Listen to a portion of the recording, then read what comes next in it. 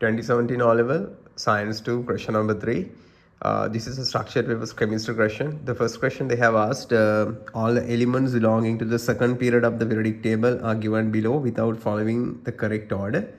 They have given some elements which belong to the second period. So what you have to do first, question number 1, it's about arrange all the above elements as in the periodic table. So we have to arrange in the periodic table. That's an quite straightforward, pretty easy question. So then we can go with hydrogen, helium. Then we have lithium, beryllium, boron, carbon, nitrogen, oxygen, and fluorine.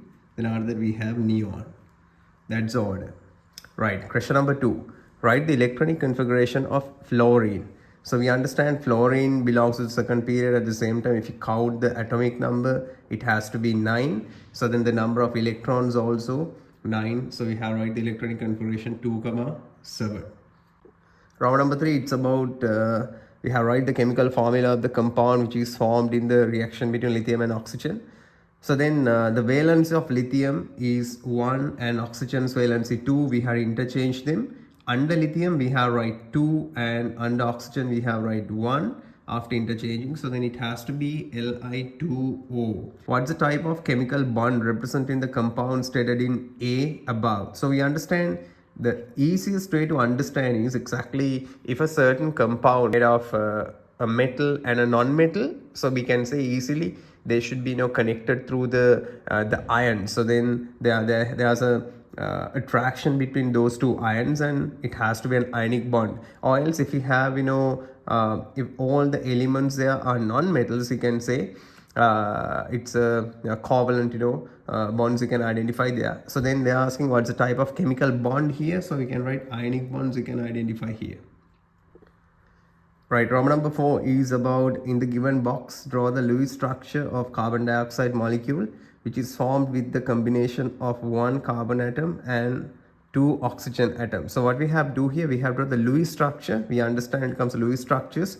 Bonding electrons we have represent with straight lines, and at the same time the lone pairs we have represent with dots. There are no crosses and dots. There are no dots completely also. So we have to clearly understand they're talking about the Lewis structure. So then here we have to draw carbon here, and we'll be drawing here 1 oxygen here, 1 oxygen here. We understand the number of valence electrons in carbon 4. So then oxygen 6, 1 electron can be given by carbon to oxygen. So we understand there's a bond here, but if we count then the number of electrons, the final shell is not completed. So then anyway we can mark a bond between these two. So then after that what happens, if you count now, carbon had only 4, so then one of them given to this oxygen and one of them given to this oxygen.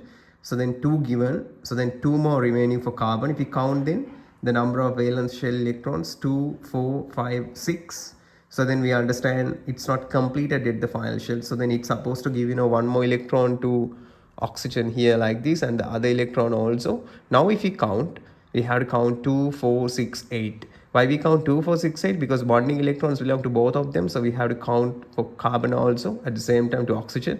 Oxygen gave 2 electrons order to form these 2 bonds. This oxygen I'm talking about. So it had 6 at the beginning. Now it has another 4 more electrons remaining. If we count then for this oxygen, 2, 4, 6, 8. Same thing we have to do with this oxygen also.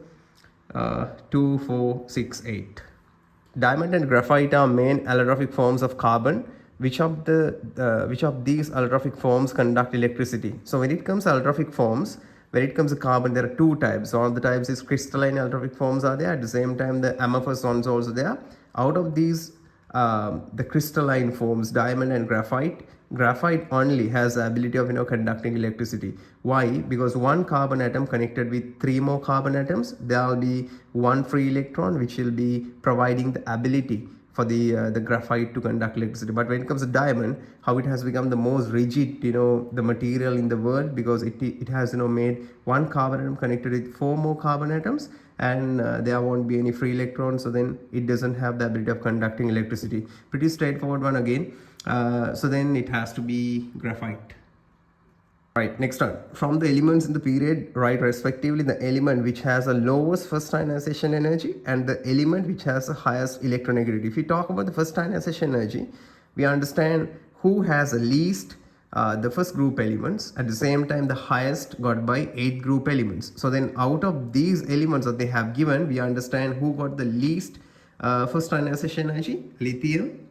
At the same time, the highest electronegativity got by the 7 group elements. Right, I'm moving on to B part. The following questions are based on an experiment on producing a sample of oxygen gas in the laboratory.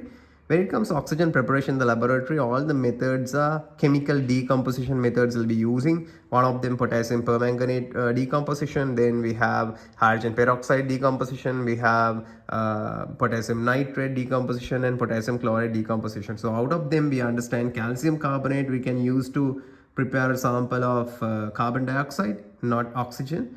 Potassium permanganate is the correct answer, but we'll go with the magnesium sulfate. Magnesium sulfate we don't use, but when it comes to, in case during the preparation of hydrogen gas, you can use magnesium and H2SO4 at that time as a product, this will be forming. So the answer has to be potassium permanganate. Next one. What's the type of the reaction that takes place during the production of oxygen gas when only the compound you stated above is used? So then we have to go with chemical decomposition, the correct answer, as I said. Right. Which equipment must be used to place a compound to carry out the experiment? It's very important when it comes to laboratory, during the school sessions, you have, carefully observe. Then of course, this question is based on that. We understand the B part of this, the structured, questions, all of them except the biosphere. It is about practical, so it's very important. Which equipment? So we can't use test tube because the thing is, we have to supply, a significant amount of heat. So then it should be able to withstand heat. So in course of that, we have to go with the boiling tube. So then answer has to be boiling tube because boiling tube is made of borosilicate. So it has the ability of withstand heat. The last question, what's the name given to the method that is used in the laboratory to collect oxygen gas produced in the experiment? We'll be using basically a downward displacement of water. So then by that method, what happens, oxygen will get collected and water will be displaced downwards in the gas jar. So then that's a method of collecting the gas. This question was about chemistry. So then we'll be moving on to the next question, question number 4. That's about physics. So until next time.